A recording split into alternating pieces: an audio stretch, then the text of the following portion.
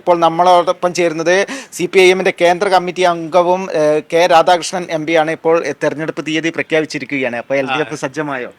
തെരഞ്ഞെടുപ്പ് ഇപ്പോൾ ഡിസംബർ 9-നും 11-നുമായിട്ട് നടക്കും. 13-ന് റിസൾട്ടും വരും.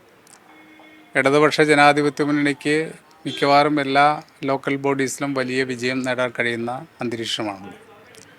നമുക്കറിയാം, കഴിഞ്ഞ ഏകദേശം 10 വർഷത്തോളമായി ഇടതുപക്ഷ ഗവൺമെൻറ്റാണ് നമ്മുടെ കേരളം ഭരിക്കുന്നത്. ഇടതുപക്ഷ ഗവൺമെൻറ്റിൻ്റെ ഭരണത്തിന് കീഴിൽ നമ്മുടെ കേരളത്തിലെ വലിയ രീതിയിലുള്ള വികസന പ്രവർത്തനങ്ങളും ക്ഷേമ പ്രവർത്തനങ്ങളും നടക്കേണ്ടതാണ്. അതോടൊപ്പം തന്നെ നമ്മുടെ ലോക്കൽ ബോഡികളെ കൂടുതൽ ശക്തിപ്പെടുത്തുക എന്നുള്ള നിലപാട് സ്വീകരിച്ചു.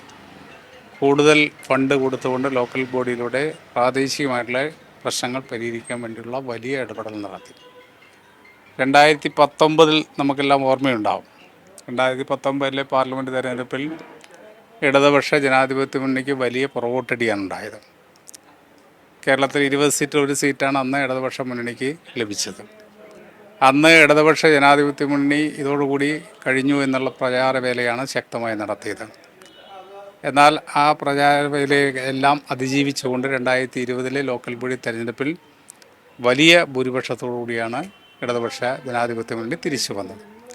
അതിനുശേഷം 2021 നടന്ന തെരഞ്ഞെടുപ്പിൽ അസംബ്ലി തെരഞ്ഞെടുപ്പിൽ 2016 ലഭിച്ചതിനേക്കാൾ കൂടുതൽ സീറ്റ് നേടിക്കൊണ്ടാണ് ഇടതുപക്ഷ ജനാധിപത്യ മുന്നണി വിജയിച്ചത്. സമാനമായിട്ടുള്ളൊരു അന്തരീക്ഷമാണ് 2024 സംഭവിച്ചത്. 24-ലും ഇടതുപക്ഷ ജനാധിപത്യ മുന്നണിക്ക് 1 സീറ്റ് മാത്രമാണ് ലഭിച്ചത്. അപ്പോൾ സ്വാഭാവികമായിട്ടും അന്ന് വലിയ പ്രചാരവേല തുടങ്ങിയായിരുന്നു, ഇടതുപക്ഷ ജനാധിപത്യത്തിന് പുറകോട്ടടിക്കും. എന്നാൽ അതിനെല്ലാം തിരുത്തി കുറിച്ചുകൊണ്ട് 25-ൽ നടക്കുന്ന ഈ ലോക്കൽ ബോഡി തെരഞ്ഞെടുപ്പിൽ ഇടതുപക്ഷ ജനാധിപത്യ മുന്നണിക്ക് ഉജ്ജ്വല വിജയം നേടാൻ കഴിയും. അതിനെ തുടർന്ന് 2026-ൽ ഇടതുപക്ഷ ജനാധിപത്യ മുന്നണി ചരിത്രം കുറിച്ചുകൊണ്ട് 3-ാം തവണയും അധികാരത്തിൽ വരാനുള്ള എല്ലാ സാധ്യതയുമുണ്ട്.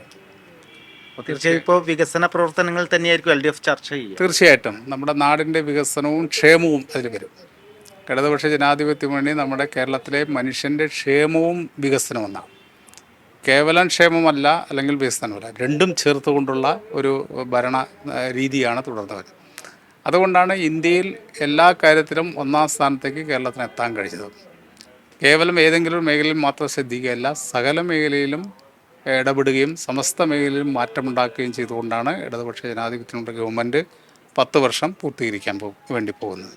ഈ പിന്നിട്ട 5 വർഷക്കാലം ഈ ലോക്കൽ ബോഡികളിൽ നടന്ന വികസന പ്രവർത്തനങ്ങൾ കോടാനുകോടി രൂപയുടെയാണ്.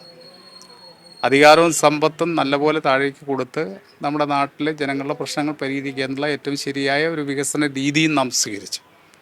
അത് തീർച്ചയായിട്ടും ജനങ്ങൾ മനസ്സിലാക്കിയാൽ ഇടതുപക്ഷ ജനാധിപത്യ മുന്നണിയെ വീണ്ടും വലിയ ഭൂരിപക്ഷത്തോടുകൂടി ലോക്കൽ ബോഡീസിലും കൊണ്ടുവരും. തുടർന്ന് നടക്കുന്ന അസംബ്ലി തെരഞ്ഞെടുപ്പിലും ഇടതുപക്ഷ മുന്നണിക്ക് അനുകൂലമായിട്ട് ജനങ്ങൾ മാറും. തീർച്ചയായും ശരത്, അതുതന്നെയാണ് ഇപ്പോൾ കെ രാധാകൃഷ്ണൻ MPയും വ്യക്തമാക്കിയത്. വമ്പിച്ച വിജയം തന്നെ LDF നേടുമെന്ന കാര്യമാണ് കെ രാധാകൃഷ്ണൻ MP കൈരളി ന്യൂസിനൊപ്പം പങ്കുവച്ചിരിക്കുന്നത്.